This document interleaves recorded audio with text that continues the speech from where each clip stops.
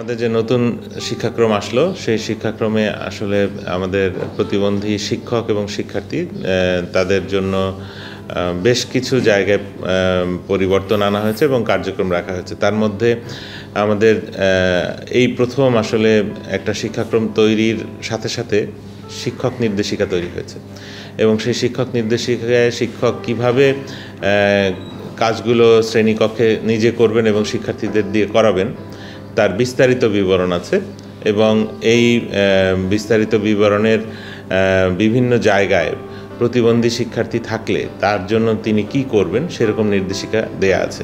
আমি স্বাতী দাশগুপ্তা, একজন দৃষ্টি প্রতিবন্ধী শিক্ষক। শিক্ষকতা করতে গিয়ে যখন আমি আমার স্টুডেন্টদের পড়াই, একীভূত শিক্ষা ব্যবস্থায় আমি পড়াশোনার শিক্ষা দান করতে পারছি। তো এই ক্ষেত্রে আমি মনে করি যে শিক্ষা সহযোগী উপকরণ যদি থাকে তাহলে আমি আরও সহজভাবে আমি পাঠদান করতে পারবো। আমি শিল্পী সাহা, প্রধান শিক্ষক, সূত্রাপুর এমএস সরকারি প্রাথমিক বিদ্যালয়। স্বাতী দাশগুপ্তা আমার স্কুলে এখানে জয়েন করেছেন 2020 সালে 15ই জুন। তো তখন তো করোনাকালীন সময় ছিল, আমরা অনলাইনে বিভিন্ন অ্যাক্টিভিটিস করেছি। তো স্বাতীদি সব দিক থেকে আমি মনে করি যে ভালো। উনি দৃষ্টি প্রতিবন্ধী হলেও সহশিক্ষা কার্যক্রমগুলো যে আমাদের স্কুলে চলমান আছে সেখানে ওনার খুবই এক্সিলেন্ট পারফরমেন্স থাকে। আমার স্কুলে যেমন দৃষ্টি প্রতিবন্ধী হয়েও স্বাতী দাশগুপ্ত বেশ কৃতিত্বের সঙ্গে কাজ করছেন, আমি মনে করি অন্যান্য বিদ্যালয়েও এরকম দৃষ্টি প্রতিবন্ধী থাকলে আমরা সহকর্মীরা যদি একটু সহযোগিতা করি, বিশেষ করে লেখার ক্ষেত্রগুলোতে, তাহলে ওনারা কাজ চালিয়ে নিতে পারবেন বলে আমি আশা করছি।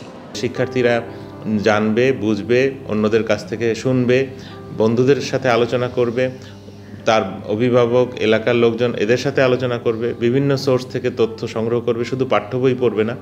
এবং এইগুলোর ভিত্তিতে তারা আলোচনার ভিত্তিতে তার জীবনের সাথে সংশ্লিষ্ট কোনো সমস্যাকে চিহ্নিত করে তারপরে সবাই মিলে সেটাকে সমাধানের চেষ্টা করবে। আমার নাম ফাতেমা আক্তার ফারিয়া, আমি এডাফ স্কুল অ্যান্ড কলেজে পড়াশোনা করছি। এটি একটি মূলধারা বিদ্যালয়।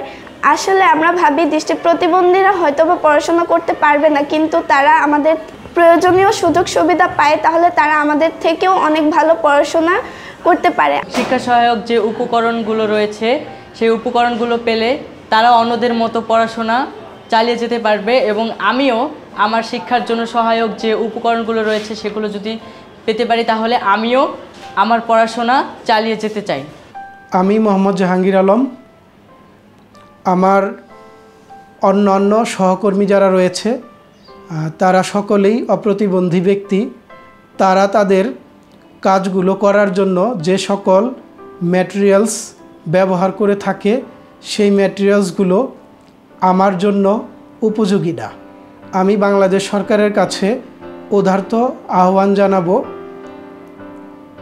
একজন শিক্ষক হিসেবে আমার শিক্ষকতা পেশা সঠিকভাবে চালিয়ে নিয়ে যাওয়ার জন্য যে সকল ম্যাটেরিয়ালস আমার অন্যান্য সহকর্মী ব্যবহার করে থাকে সেই ম্যাটেরিয়ালসগুলো যেন আমি আমার উপযোগী করে পাই।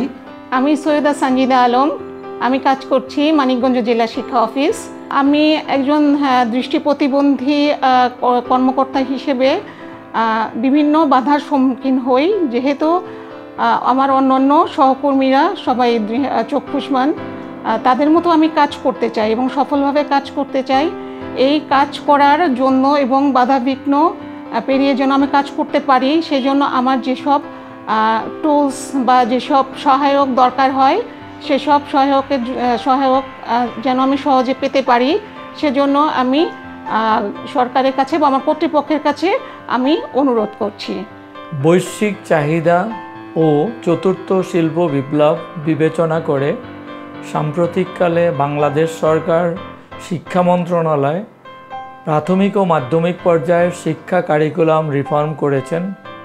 অতএব ভিজুয়াল ইম্পেয়ার্ড পিপলস সোসাইটি ভিপসের পক্ষ থেকে সংশ্লিষ্ট কর্তৃপক্ষের কাছে আমাদের আহ্বান, শিক্ষার সকল স্তরে সকল প্রতিবন্ধী শিক্ষার্থীর সার্বজনীন প্রবেশগম্যতা ও ন্যায্য সুযোগ সুবিধা নিশ্চিত করি।